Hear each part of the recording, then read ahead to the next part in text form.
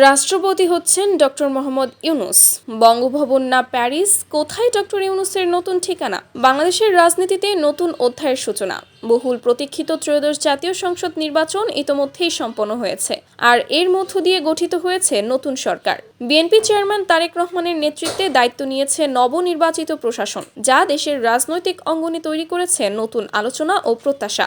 নির্বাচনের পর সবচেয়ে গুরুত্বপূর্ণ ঘটনাগুলোর একটি ছিল ক্ষমতা হস্তান্তর। অন্তর্বর্তী সরকারের প্রধান উপদেষ্টা ডক্টর মোহাম্মদ ইউনূস আনুষ্ঠানিকভাবে নবনির্বাচিত সরকারের কাছে দায়িত্ব হস্তান্তর করেছেন। তবে ক্ষমতা হস্তান্তরের পরও তিনি এখনও তার সরকারি বাসভবন ছাড়েনি বলে জানা গেছে।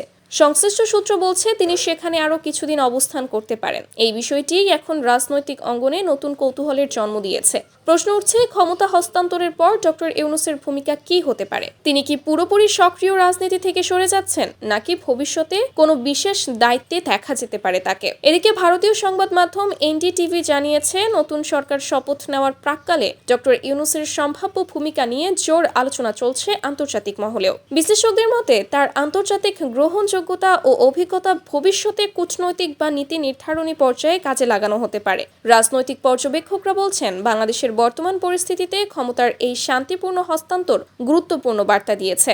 একই সঙ্গে নতুন সরকারের সামনে রয়েছে অর্থনীতি, প্রশাসনিক সংস্কার এবং রাজনৈতিক স্থিতিশীলতা নিশ্চিত করার বড় চ্যালেঞ্জ।